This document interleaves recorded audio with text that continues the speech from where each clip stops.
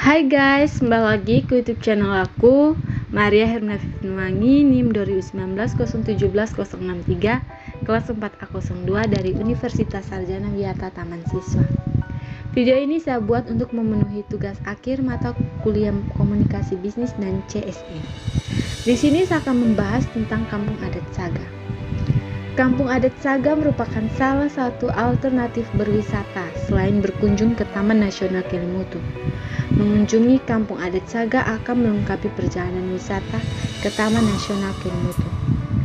Menjelajahi Kampung Saga merupakan pilihan bagi pencinta alam dan budaya. Untuk mengakses ke kampung ini, pengunjung akan menempuh dengan jarak 23 km ke arah timur kota Ende dengan menggunakan kendaraan roda 2 maupun roda 4. Selama perjalanan ke Kampung Adat Saga, pengunjung akan dimanjakan oleh panorama alam yang menakjubkan. Salah satunya adalah air terjun Meru Merah yang memiliki ketinggian sekitar 25 meter yang letaknya tidak seberapa jauh dengan Kampung Adat Saga. Kampung Adat Saga sendiri berada di puncak bukit tertinggi di ujung selatan Desa Saga. Kampung adat ini dahulunya merupakan perkampungan yang ditinggali banyak penduduk, di mana dahulunya kampung ini begitu ramai. Namun setelah terjadi gempa hebat di Flores tahun 1992, beberapa rumah mengalami kerusakan. Banyak warga yang mengungsi dan membangun rumah di bagian bawah bukit kampung baru yang sekarang ada. Masyarakat yang mendiami Kampung Adat Saga ini sangat berpegang kuat pada kebudayaan dan tradisi yang diwariskan oleh leluhur secara turun-temurun. Di Kampung Adat Saga terdapat 22 rumah adat yang tersusun apik bertingkat di atas puncak bukit.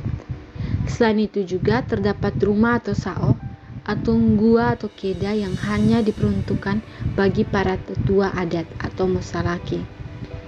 Di depan saung gua terdapat tubuh saga atau tiang saga yang diperuntukkan sebagai tempat persembahan kepada leluhur atau nenek moyang.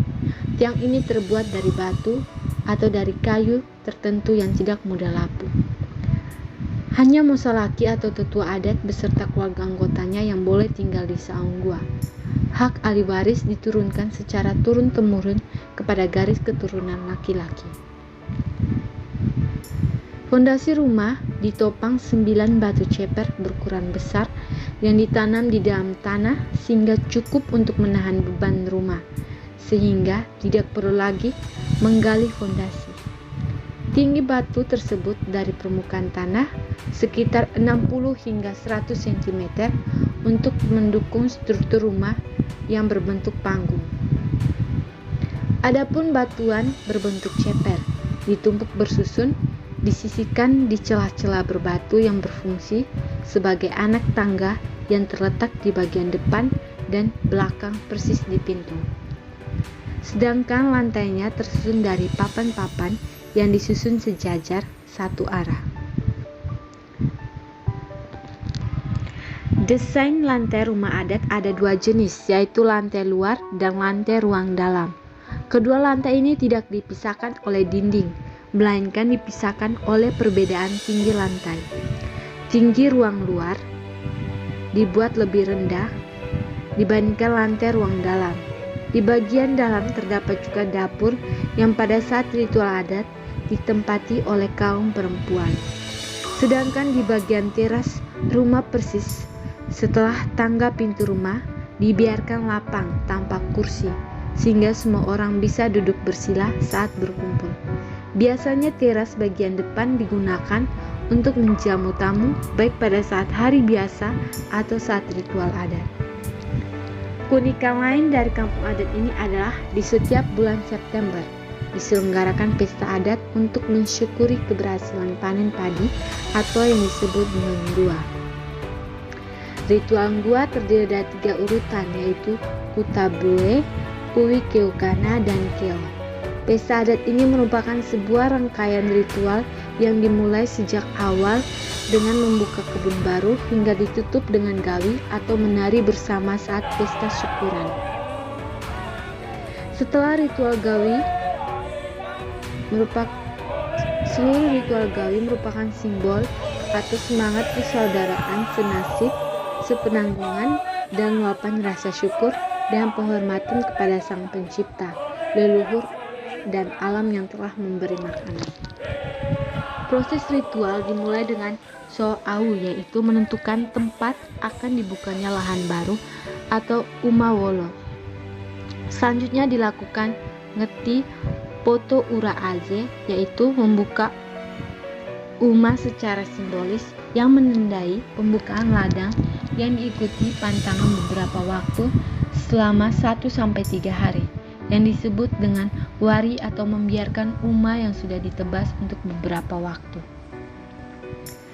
Sesudahnya dilakukan jengi, membakar uma yang sudah kering akan dijadikan kebun yang dilanjutkan dengan sele ago atau sewu petu atau rebarango dengan upacara seru fata atau tolabala, di mana tanah dibungkus dengan dahan, ranting dan lainnya, lalu ditarik dari ujung atas kebun menuju arah bawah atau tempat yang lebih rendah.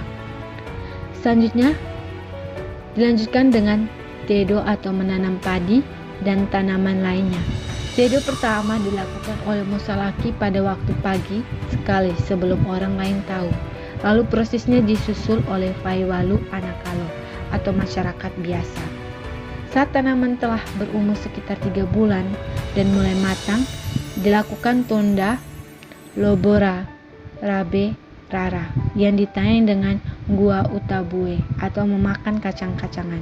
Simbol ini adalah untuk mengingatkan kembali keturunan dan leluhur atau nenek moyang yang datang secara bersusun atau berketurunan. Gue atau kacang-kacangan itu buahnya bersusun, melambangkan keturunan yang tidak berhenti, melambangkan sistem tangga. Setelah padi siap panen, dilaksanakan keti pare. Pare itu beras. Hasil panen ini kemudian diadakan upacara adat atau ritual yang disebut dengan nasi baru atau kue, keu atau pinang, dan uwi atau ubi. Lalu diikuti makan bersama.